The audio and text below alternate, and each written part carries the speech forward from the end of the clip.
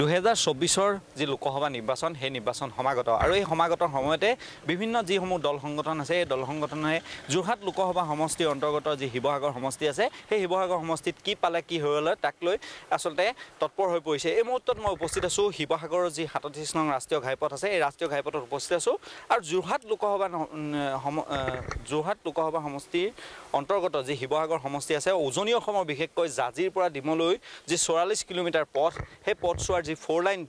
যি 4 লাইনযুক্ত ৰাষ্ট্ৰীয় ঘাইপথৰ সম্প্ৰসাৰণৰ নামত 2014 চনৰ পৰা আচলতে 2024 চনলৈ প্ৰায় 9-10টা বছৰে কিদৰে আচলতে দুৰ্ভোগ ভুগিবলগীয়া হৈছে ইয়াৰ জনসাধাৰণসকল বিভিন্ন যিসমূহ দল সংগঠন আছে দল সংগঠনে বাৰম্বাৰ প্ৰতিবাদ কৰাৰ পিছতো আচলতে এই যি 4 লাইনযুক্ত ৰাষ্ট্ৰীয় ঘাইপথটো সেই ঘাইপথৰ যি কামকাজ সেই কামকাজসমূহ আজিলৈকে আচলতে কোনো ধৰণৰ হৈ নুঠিলে যাৰ ফলত আচলতে জাজিৰ পৰা ডিমলৈ যি 44 কিলোমিটাৰ পথৰ যিসকল যাত্ৰী আছে সেই উজনি অসমৰ যিসকল যাত্ৰী আছে যাত্ৰীসকলে দুৰ্ভোগ ভুগিবলগীয়া হয়। এই যি পথছোৱা আচলতে অন্যতম কাৰণ হ'ব নেকি আচলতে যোৰহাট লোকসভা সমষ্টি যি নিৰ্বাচন আছে এই নিৰ্বাচনৰ অন্যতম কাৰণ হ'ব নেকি এই মুহূৰ্তত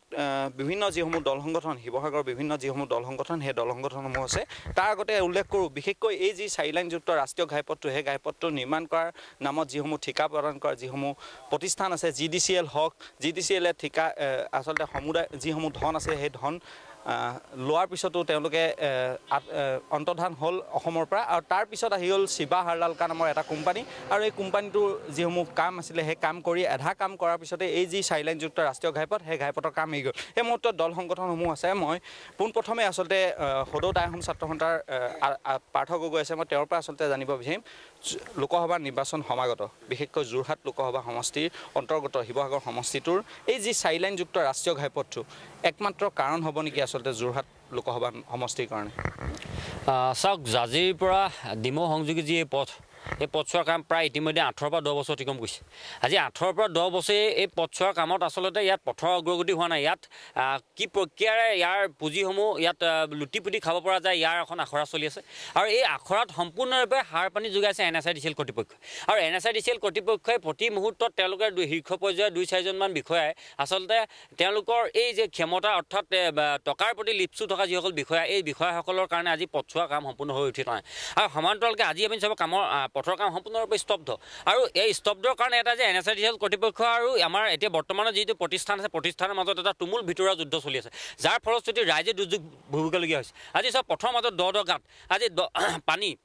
কোনোবাখিনি মাটিৰ দম আছে আজি পথচাৰীয়ে কোনটো দিশেৰে বাট বুলিব সেইটো দিশে আজি সংকেতমূলক বা সতৰ্কতামূলক এখন ফলক নাই। গতিকে কেনেধৰণৰ এটা যাত্ৰা অতিবাহিত কৰিছে ৰাইজে সেয়া নিশ্চয়কৈ ৰাইজে বুজি পাইছে আৰু সমান্তৰালকৈ আগত আপোনাৰ লোকসভা নিৰ্বাচন আহি আছে আৰু নিৰ্বাচনৰ কথা আহিলে আমি এটাই কথা পোনপ্ৰথমে টাইম ছাত্ৰ সন্থাৰ বিষয় বিভাগ হিচাপে আমি এটা কথা স্পষ্ট ভাষাৰে আমি ক'ম যে আমাক জনজাতিকৰণ লাগিবই। আমাৰ টাইম ছাত্ৰ সন্থাৰ এটাই স্পষ্ট দাবী আৰু জন্মগত অধিকাৰ যে টাইম জনগোষ্ঠীক জনজাতিকৰণ প্ৰদান কৰক। ইতিমধ্যে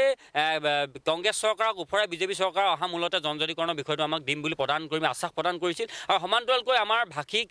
সামাজিক আমাৰ পৰম্পৰাগত খাদ্য সম্ভাৰ বা সাজ পাৰ প্ৰত্যেকখিনি বৈশিষ্ট্য থকাৰ পিছতো আজি পৰ্যন্ত কেন্দ্ৰীয় চৰকাৰে হওক বা ৰাজ্য চৰকাৰে আমাক জনজাতিকৰণ দিব নোৱাৰোঁতে তেওঁলোকে এটা চূড়ান্ত ব্যৰ্থতা। এইবাৰ আমি টাইম ছাত্ৰ সন্থাই নহয় সমগ্ৰ টাইম জনগোষ্ঠীৰ ৰাইজে 6 জনগোষ্ঠীৰ ৰাইজে ইতিমধ্যে লক্ষ্য কৰিব যে অনাগত নিৰ্বাচনৰ প্ৰাক মুহূৰ্তত আমাক এবাৰ কোনো কাৰণতে যাতে জনজাতিকৰণৰ লালিটোপ দিব নোৱাৰে আৰু ইয়াৰ আমি লালিটোপ গ্ৰহণ নকৰোঁ এইটো কথা আমি স্পষ্টভাৱে জনাই দিছোঁ। নিশ্চয়কৈ আচলতে যোৰহাট লোকসভা সমষ্টিৰ বিশেষকৈ এই পথছোৱাই হওক বা শিৱসাগৰৰ বিভিন্ন যিসমূহ সমস্যা আছে মই আপোনাৰ পৰা আচলতে কিছু কথা জানিব বিচাৰিম কি কথাত আচলতে বিশেষকৈ লোকসভা নিৰ্বাচনত আচলতে হেঙাৰ হৈ ৰ'ব? নহয় চাওক এতিয়া NSIDCL তথা ৰাজ্য চৰকাৰ তথা কেন্দ্ৰীয় চৰকাৰলৈ আমাৰ অসমীয়া যুৱ মঞ্চৰ তৰফৰ পৰা এটা মুকলি প্ৰশ্ন যে আৰু কিমানজন মানুহৰ প্ৰাণ যোৱাৰ পাছত এই ৰাষ্ট্ৰীয় ঘাইপথটো সম্পূৰ্ণ হ'ব?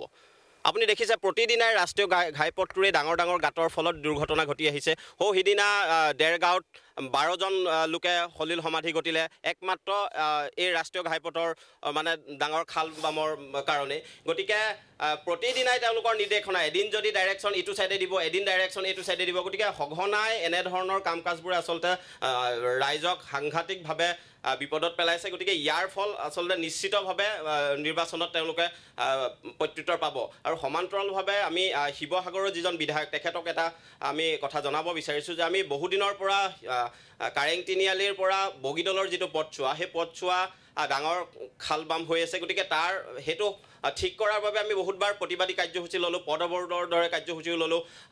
জিলা উপায়ুক্তক আমি স্মাৰকপত্ৰ প্ৰদান কৰিলোঁ তৎসত্ত্বেও তেওঁলোকে সেই পথটো নিৰ্মাণৰ কাম কোনো ধৰণৰ ব্যৱস্থা গ্ৰহণ নকৰিলে গতিকে আজি আমি আপোনালোকৰ চেনেলৰ জৰিয়তে অসমীয়া যুৱ মঞ্চই পুনৰবাৰ তেওঁলোকক সকীয়াই দিব বিচাৰিছোঁ যে অনতি বিলম্বে যদিহে শিৱসাগৰৰ সেই জয়সাগৰৰ যিটো পথ দীৰ্ঘদিনৰ পৰা